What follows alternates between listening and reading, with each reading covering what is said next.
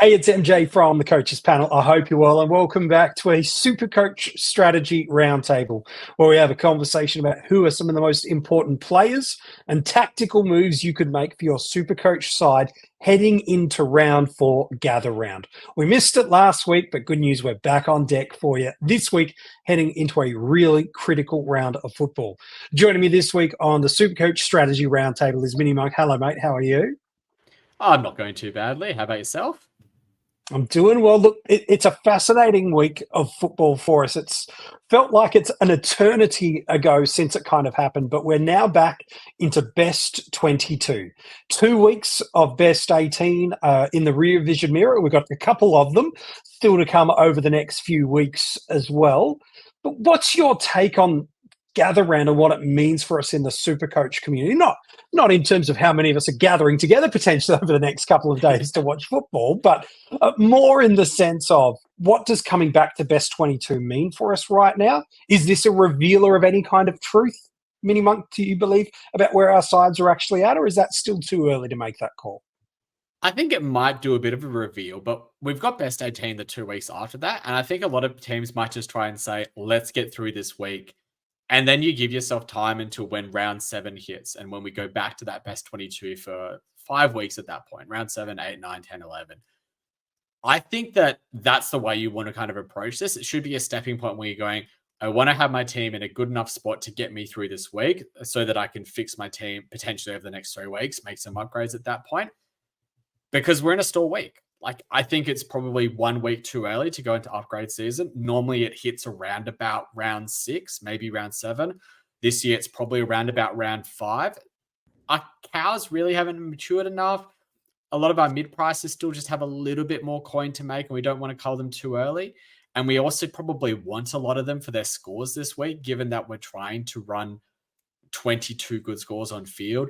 We're probably not going to be able to loop in any positions because most of the rookies that we've got are pretty solid at the moment. So yeah, I think it's a week where there could be a lot of movement in terms of rankings, but I also wouldn't want to overcorrect into this week. And I want to make sure that I'm setting myself up best for the next 2 weeks after that before we can then go into the best 22 for the foreseeable, or for a few weeks after that again. It is this interesting spot, and this year's very, very different with trade boosts, and I want to talk to you about boosts in a moment. We have started to accelerate our trading cadence and our trading season a little bit more early as a result of that. Do you believe with opening round and a bunch of teams and players really being a week ahead of their price movement cycles? I'm alluding to players such as a Jack Billings that probably has hit his topped out spot. We will talk about him in a moment more specifically, but does that accelerate in your mind how early upgrade season has started, or no, in your mind, it's still very black and white? It's correctional, it's cash generation, it's team value. And from next week and beyond, sure, let's look at it.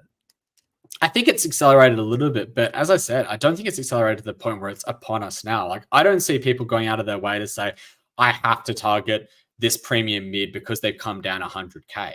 Because most of the premiums that you're targeting, they've either only had one price movement and they've got a buy coming up. So, so they've had the 2 price moves where they've got a buy coming up, so you're avoiding them.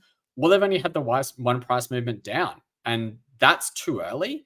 You're typically looking for those 2 price movements down, and then you can jump on, because it's not just as much about the players that are coming up, it's about when players are coming down as well.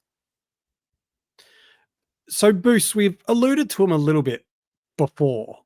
I think the vast majority of coaches, it's always dangerous to make sweeping statements because everyone does play SuperCoach very, very differently. But I think overall, most coaches have used at least one boost, whether it be to maximize getting the right cash cow before their price moved last week, making that extra correctional trade just to get that team tightened up in that first week or two. I think it's safe to say most have used one boost, and largely to fix up an element of their side.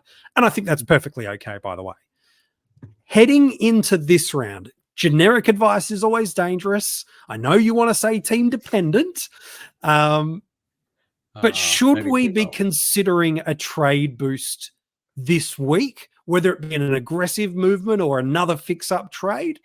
How should we be approaching in the mindset of whether we do or don't want to boost this week? I think every week that you have a trade boost left in your in your ammo, every week that you've got one that's still hanging there, there is the temptation, and it needs to be explored. Like, you need to look about what differences you can make to your team by using just the 2 trades or by using the 3. Because I think that this week it's a really big week for movement. I think I'm seeing a lot more diversity this week than I was seeing last week. And I think it's for good reason. We've got a couple of really good rookies, some that might have already had a price movement, some that are still ready to go for a price movement. We've got a lot of mid prices that have failed and have really stalled out and are coming up to their buy soon, potentially as well. And we've got some premiums that are coming off of their buys that people are really wanting to target because they have been scoring really well and they still have a low break even. There's scope for them to still increase in price. So I think if you haven't looked at the option of doing a trade, using a boost for your team this week, I think you might have missed a bit. And I would very much encourage you to have a look at what you can do and what changes you can make to your squad with that extra trade this week. Yeah, I think that's a really good shout. I want to come back just to best 22 for a minute. Are coaches that have structurally done different things, because I think SuperCoach has evolved over the last couple of years, and that's a combination in part with trade boosts, the increased amount of trades we have as well, and politely, just a risk appetite of coaches has certainly increased. They've been historically a little bit more, and that's partially linked to the number of trades we've had too, with coaches going, no, I want to get the best available options. I'd hunt value at the lower end and not bite off as many of these mid-price guys, but with boosts, increase of trade opportunities, and a bunch of other variables, we're now changing it. So there are some coaches that have entered SuperCoach this year with very heavily guns and rookies approach, some that have approached it with a little bit of mid-price madness and a spattering of guns and rooks. There are others that have approached it with buy round premiums, whether that be a Dacos, a Green, a Gorn, you can throw into that mix as well in SuperCoach. There's a bunch of others like Flanders, but we don't need to list 50 players through there. And then there are some that have completely avoided anyone that is mid-price and above that has this early buys.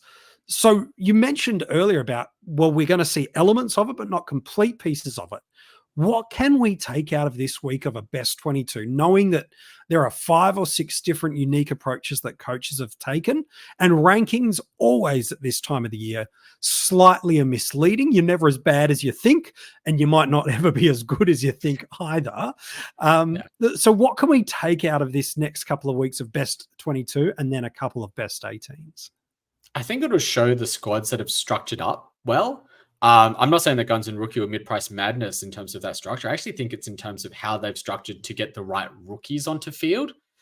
Coming from an AF lens, I've always been taught that you need to try and prioritize the rookies that you're playing on field and then build your structure around that.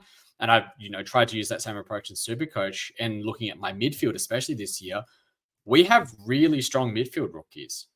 Lots of value. I mean, Roberts, McKercher, Sanders, Sharp, Carroll are all really good midfield rookies. And chances are, if you're not playing 3 of them on field, you might have missed a trick.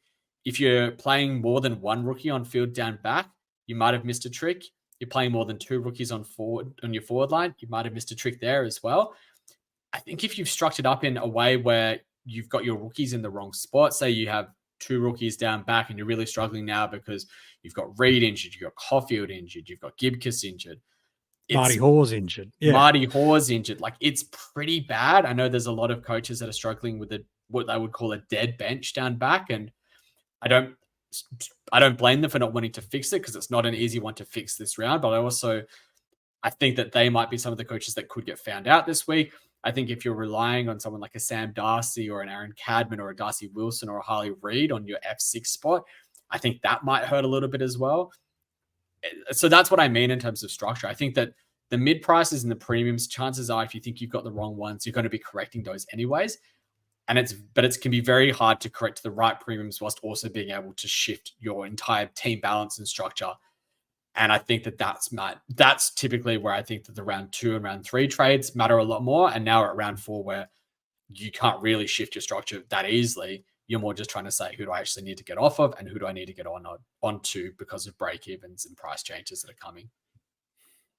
And we're in this interesting point that you mentioned that we're about to see, and not just a bunch of best 18 weeks coming, but arguably there's 10 players that we could say are top line premiums in their divisional line that all have break evens well north of 150, 160 this week, that have already seen some form of price drop in many of their situations and could plummet even furthermore. There's a bunch of them. If you're watching this on YouTube, one, you're noticing I'm on a different background. Yes, I'm still away on a holiday.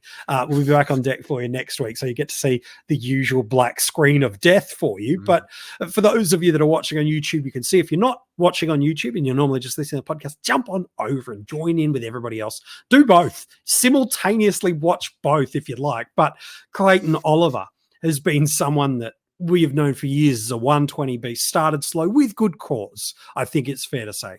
LDU, that points share in SuperCoach has been much more noticeable than I think many more people thought would have been pronounced. Goulden's role has been all over the shop in many people's eyes with inside and outside. And now we do know Taylor Adams is coming back. Nick Dacos had one surprising poor week and now has the impending date with Hawthorn. Whether or not that's got a Finn McGuinness tag, we'll find out inside 24 hours. Jordan Dawson, plenty of ball, but absolutely butchering it based on his high standards. Jack Sinclair, and I could probably throw others like Marshall, Short, and 15 others in the mix. But safe to say, Mini Monk, anywhere in the next 2 to 3 weeks' time, and you talk about building our structure and our squad balance right, we could be getting some of the best SuperCoach bargains I've ever seen in the next 2 to 3 weeks. One thing I will note about the players that you've talked about and the players that you're showing on screen here is 3 of them are midfielders, 3 of them are defenders. Sorry, 4 of them are midfielders, 2 of them are defenders, none of them are rucks, and none of them are forwards. And I think that that's very interesting as well, because to me that says there's a lot of value coming in that midfield. There's a lot of players in that midfield mix that we could be upgrading to. In 3 weeks' time, not only will these players be at their bottomed out prices, we'll also be getting DPP. We're talking being able to move the likes of Roberts, McKercher, Fisher, Martin, down into our defensive line, even Amon if you're still hanging on to him. Bonner. These players are going to be ripe for the picking. If they pop a bad score this week or they've got a bye coming up, I like Clayton Oliver, 2 weeks' time, price change, round 7 pick up at, 620k, 600k for someone who has the ability to get to over 700k. That seems pretty tempting to me. So these are the players you should be looking at and monitoring and seeing when have they popped a bad score? When is their price going to be at its minimum? When's their run looking good for you to be able to jump onto? And how do I get to him as well? Because it's all well and good to say, I want to buy Clayton Oliver at round 7. I want to buy Nick Dacos at round 7. I want to buy Errol Goulden at round 9. I want to buy Jordan Dawson at round 10 or 11. But you've got to have a plan as to how you're getting to that particular player. So that's what you need to be doing, is identifying the bargains and identifying the route to them. It's a good shout, which makes it really interesting as one of the most popular trade targets for coaches this week. When we bring all those elements together that you've mentioned, is Sam Flanders going at 118, highly owned already. A lot of people faded him at the same point, though, really knowing there was that early buy, wanting to see the role, sure, yada, yada, yada, let's go elsewhere. Now, as you've mentioned, he's still value. I think it's very safe to say, based on his break even, what he's priced at, and what he's been delivering for us this year. I don't think he's going to go pushing 120 for the season. It's within his wheelhouse. I don't think it's likely, though. But you mentioned these value options that we could be getting in the next couple of weeks. Maybe it's symptomatic of some failed mid-price forwards that we're looking at Flanders, but should we be prioritizing him this week? My feeling is yes, and I think a lot of people might disagree with that. My particular reasoning as to why I think Flanders is a high priority is because of those failed mid-prices that we might have up forward. I think failed might be a bit harsh, but I think that you could say that Jack Billings has definitely failed. I think that Fife, Jordan, and Fisher probably hanging on by a thread. You could say that they haven't been successful, but I don't think to say that they failed would be quite understanding what the point of them was. I also think it's more symptomatic of the lack of forward options that we really do have for SuperCoach this year. And it's not looking like it's going to get better. Like the DPP changes that we have coming through come round 7, they're not looking like we're going to get any major, players that we can trade into and say that they're going to be a top 6 forward with any confidence. So right now, the top 6 forwards are looking like a mixture of Heaney, Flanders, potentially Tom Powell, Luke Jackson, Dane Zorko, Harry Mackay, Dylan Moore. Like it's not a really nice, group of fixtures. So when you look at someone who has gone at, nearly 120 for the first 4 games of 2024, has a break even of 73, and you think is pretty confident to be a top 6 forward, I think it's a pretty good time to pick them up if you can. Yeah. And I think it also think allows you to potentially reshuffle your rookies. And if you're jumping off a Fife or a Billings or a Fisher or a Jordan, you're able to bring Flanders in without bringing in one of those worst rookies onto your field at F6. And I think that that's also the real advantage of going for someone like Flanders this week. It does give you that flexibility that chances are you might end up with a DPP in your midfield or the mid forward, be it a Wilson or a Reed or a Jordan potentially playing in there as well. But it gives you that option to pick and choose which of the rookies you actually want to play this week in the best 22. I want to get to the Billings, Jordan, and Fife guys that you've mentioned there. Are you concerned about the fixture and the opposition this week based on they're playing suburban football this week as a part of Gather Round, and GWS, based on his kind of outside-inside combination, aren't the easiest SuperCoach combination of points for us there? Does that concern you a little bit, or are you like, no, once I can get into a Flanders, I want to take that opportunity? I think it does concern me a little bit, but the other thing I would say is that they're a relatively high stoppage team, GWS, and I think Gold Coast have been playing a relatively high stoppage game as well. And what I've noticed from Flanders is he's the one that tends to sit off the pack a little bit. He's not the one that's directly involved in the stoppage, but they need to feed it out to someone out the back. They need to feed it to someone who can actually distribute the ball forwards, and that seems to be the role that he's been getting a lot more. If he goes 90 this week in SuperCoach, I'd take that as a win. I'd take that as an absolute win as an owner, because he's beaten his break even. He's scored a 90 in what's a relatively tough matchup. And I think that the line for a top 6 forward this year might only be that 90 line. 90-95, absolutely. Billings, is it safe to say if you're a Billings owner, there's a lot of priorities we could all have in our team, whether it's going down to an option that we'll talk about in a moment or an up into a Flanders type player? For you, is this, if you're a Billings owner, cut your losses, you've made a little bit of cash, but this just hasn't worked our way. And that's more being Goodwin than anything else. Yeah, I think it's a bit of being Goodwin and also a bit of matchup. I mean, Port is notoriously very hard, restrictive for outside players, and he's stuck on a wing. You're not going to see much ball there. I think that break even is now above what his average is. Even if he resets it with 140, you're not going to be holding him past his buy in 2 weeks' time anyways. If you can do something with his 306K at this point in time, do it. Yeah.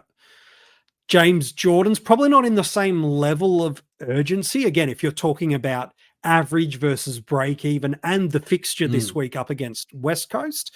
However, he is on the bye in a week's time, and John Longmire has confirmed Taylor Adams is coming into the side. Now, they're not a direct competition for each other. They're very different style of players, but it's another ball winner, and I'm using that term loosely, another ball winner into this Sydney side to potentially just take up some of that shares. Again, Billings owners, okay, that's priority number one.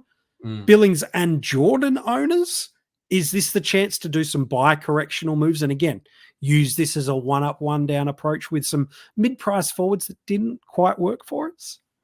Potentially. I think that you could potentially jump off Jordan this week. I would be trying to hold, but if he's your route to getting to a Heaney, a Flanders, a Powell, even to one of those premium midfielders that you might like, or fixing up and getting one of the rookies that you might have missed, I don't mind it. I think that the matchup this week is really good, and I think that after this week, you're probably jumping off anyways. So have a look at what you can do with his cash next week as well. Like if you can use him as a downgrade and do an upgrade elsewhere next week, because I think that that's when we've hit upgrade season, I think that that could be an interesting thing to explore as well. Yeah, we've seen teams against West Coast absolutely just have their way from a SuperCoach scoring perspective. And I agree. I think if it's the only way to do what you want to do, okay. Maybe the greater sum of it all is all right. But yeah, I don't want to be trading out of a West Coast matchup right now, especially anyone that's playing midfield forward of the ball. Oh, Yep.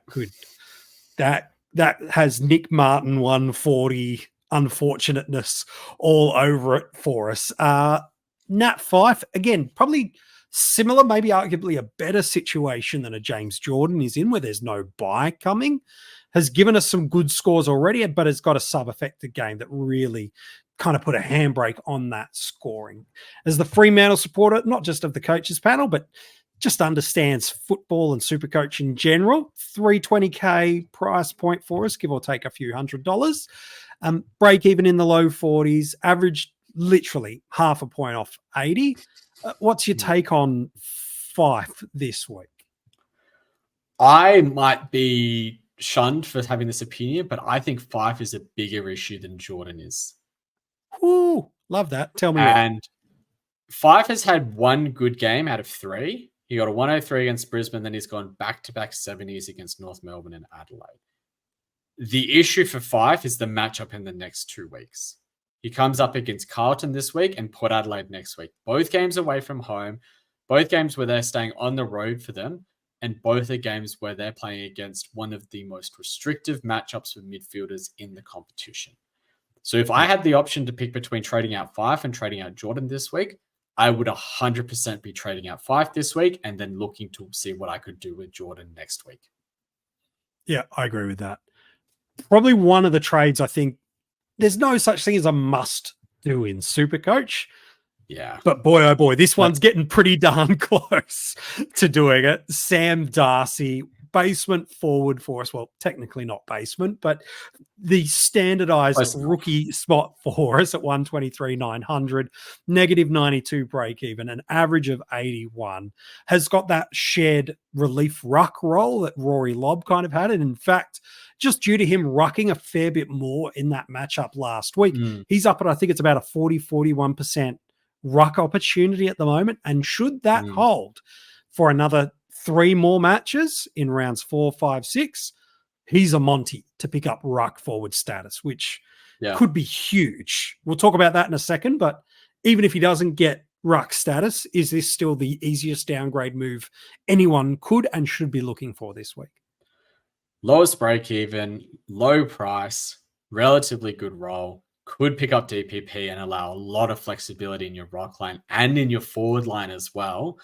Because if most teams are running an R3 that's being used as a looping option, if you can then DPP and potentially use them as a looping option in your forward line as well, that becomes useful. I think that this is not, as you say, a must-have, but if you were pulling a trade this week and you weren't looking at getting in Darcy this week, again, reconsider. That's the politest way I've ever heard Minimark actually say, do what you like, but it should be Darcy. Harvey Thomas, and you could probably throw a couple of other guys into the mix of this consideration as well. You could probably throw Harvey Gallagher into that same conversation. And even an Ole Dempsey, although he's a little bit further, more advanced than some of these guys. Yeah. Do they just drift for non-owners at this point? They've all had a price movement. Thomas and Gallagher are the more attainable. They're within 3,000 of each other. They're still about 50K more than what Sam Darcy is. And then you've got Ole Dempsey, who's really looking fieldable for us, running at an 80 average, and nothing really inflating that like a Gallagher and Thomas. When they played West Coast, it really has boosted up their numbers. Can you go now? Again, you probably need to boost to be looking at a second rookie downgrade. If you were looking at another forward rookie downgrade, which of these 3 would you be leaning more towards? Dempsey, Thomas, or Gallagher, knowing that Darcy would be the number 1 priority? I think if you're looking for another rookie downgrade this week, you're probably having to play either Darcy or that other rookie on field. And Yeah. of the three here, Gallagher, Thomas, and Dempsey, there's only one I would feel comfortable fielding, and that's Dempsey. Yep. And so I think agree. it really is as simple as that. He was really good. And the other thing is, the other two have had 2 games. I think Thomas has had 2 games in the 40s before his pop game. Gallagher's had a game in the 40 and a game in the 30s, and then his pop game. Dempsey's lowest score has been a 59.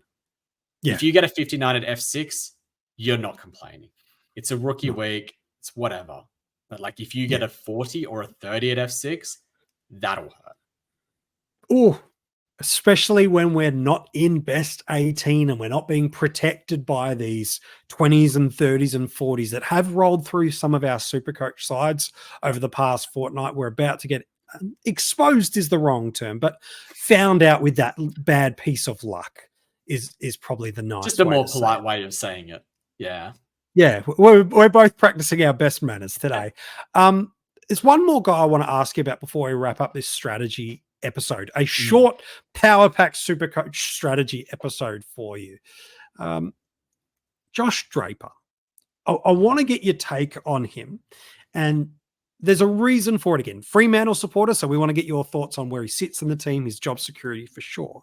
But I think it's to that point that you alluded to before where we have just a bunch of dead weight options that are not playing at the moment due to injury. People still, I think a lot have moved off Gibcus, but he's still there in a bunch of teams. Zach Reed is there. Nick Caulfield is there. Marty Hoare is there. I don't know a team that doesn't have at least one dead spot on their SuperCoach defensive line at the moment. And there's a bunch that might be rolling with 2, especially the people that, I don't know, traded into a Marcus Windhager last week and unfortunately have got that suspension. So most teams don't have depth options.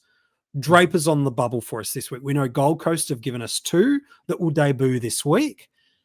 Is Draper really important for us this week for just removing that cash generation again? And what's his security like in this Freo side?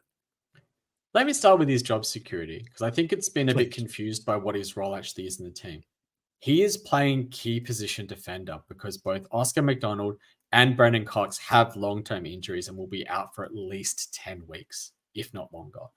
I'd say his job security is very, very good. Chapman coming in will not affect his job security. He will play every game he's fit until there is someone else that can take his role or until he has an injury, heaven forbid. But his scoring is the issue. We look at someone like Toby Pink last week. We're like, great, we've got a 123k rookie. I think he was even 102k rookie. He's doing what we need us to do. He's actually just chugging away. And what do you know? He drops one relatively rough score, be it a 15 or something against Carlton. And his cash generation is stuffed. It's just he's playing, but he's a dead rook now. Yeah. And who do Fremantle play this week? Oh no, they play Carlton. Oh no. So do you really want to waste a trade going someone like Reed or Gibcus or Caulfield to Draper only for him to make maybe 30, 40, 50k and then literally just stagnate at that particular point? I don't really think so. I would be trying to wait. I would try and most teams will probably try and get Howes to at least 7 if you can, because I think he's the only defender rookie left standing aside from maybe Pink that's still playing. And just Bodie Hewlin's around there as well. Yeah. Yeah, Ulan might be dropped this week though. I mean, Gold Coast to bring in a lot of games. Yeah, it's a bit scary if you're an owner. I seriously just wouldn't be going towards Draper despite how good his job security is, because you're going to waste a trade getting him in. He might make you 50k and then you're going to have to use a trade to get him out. 2 trades for 50k is just not worth it. Yeah, the amount of depth of lack of financial movement that you're creating, it's almost these are the trades that really derail your SuperCoach season. It's not the what's an example? A Salem to a Windhager type move that you did, or a Gibcus to a Marty Hoare. You know, these moves where it's like, man, I'm just spinning 2 or 3 trades on nothing. These are the killers, aren't they, Mini Monk, where you make 30 to 50k and it just doesn't help you at all. Yeah, and I mean, players like Reed and Hoare, they've got short-term injuries. They'll be back at some point. I mean, Reed's probably only about 3 weeks away now. He'll probably be back by the end of the early buys. He'll probably come straight back into that squad as well. Can restart his cash generation. He could get up to 200, 220k before before Draper's even got up to 180k. Like, that's honestly how bad it could be. So is it worth using the trade there when you can use it to grab other rookies like a Darcy, like a Dempsey, like a Gallagher, like a Thomas, or fix up and get a mid-pricer like a Powell that's moving, or, you know, get up to a Flanders or a Miller or a Rao? Like, it's just, there's so much else that you could be doing with the trade this week over just cycling a D7, D8 rookie for someone who might only make 50k. Yeah, it's a good shout, mate. Hey, before we wrap up the SuperCoach strategy roundtable, well, it's two people on the table for this episode. Any last-minute thoughts, nuggets, encouragement, reflections, or challenges for people as we head into, like I said, it's a shortened gap. We only finished SuperCoach round 3 Monday evening, and now we're back on heading into Thursday evening. So a lot of decisions really being compressed over a 72-hour window. Best 22. Before we then head into 2 weeks of best 18. Fremantle are not one of those teams that you mentioned. They're not one of those ones missing. So your boys will be playing happily through. You're talking about Sydney and Collingwood next week. And then it is Melbourne and Richmond the week after that will be missing. So those are the remaining bye teams to come. Any last minute thoughts and advice for us? I have 3. Plan for those upcoming bye rounds: Sydney and Collingwood, and, you know, Melbourne and Richmond. We're going to have a few players missing from those bye rounds, so be aware of what you're going to be doing in terms of trying to get 22 scores on field so you can maximize your chances of getting a good 18, and know what trades you want to pull with those players. I talked about wanting to potentially save Jordan for one more week. Look at what you could potentially do with him next week if you are holding him through this week. And the last one is just be really aware of what you're doing for captaincy this week. We don't have those bye loops like we have had in the last 2 weeks. We can't loop using a team that's on the bye because no one is. So if you're looping with someone like a Livingston, know when you can VC and know when you have to commit to taking a captaincy score from there. Interesting that teams that are rolling through certain R3 options this week are going to really see some benefits pop for them this week. It's going to be fascinating as always. Mini Monk, always appreciate your thoughts as we talk SuperCoach heading into another big, important week for us. Thank you, mate. It's been a great one. If you want to go and check out the other SuperCoach strategy roundtables, or if you play AFL fantasy as well, we've done one of those episodes, whether you're watching this on YouTube or you're listening to the audio podcast, wherever you're getting this episode, you can go and check out the AFL fantasy strategy episode. We do one of these every single week, as well as the round reviews for our Patreon top tier supporters and our Spotify paid subscribers. And our Patreons, we'll talk about them in a second, also get a Q&A podcast episode with me that drops right before the round starts. If you want to get your hands on that, it's available for any tier. All the details to join our Patreon supporter group you can find in the description of this episode. Just in the past few hours, Mini Mug, a couple more have jumped through at that premium tier level. We want to say thank you to them. Joseph McDonald, thank you for jumping in at that top tier level. Joel Willingale has jumped in as a premium supporter, as has Dylan Watson. They are getting all of the benefits that come with being a supporter of the Coaches Panel. If you want to become a Patreon, whether it be at that breakout, at that cash cow, or the premium tier level, all the details in the description of this episode. Friends, we wish you luck heading into Gather Round. We hope all your rookie roulette elements go absolutely your way. We hope you nail your vice captain, and if it doesn't, that your safety nest captain absolutely covers your tail. But until we chat with you next week, heading into round 5 and another batch of best 18, we wish you well, and we hope you get to see your team win this week for Gather Round.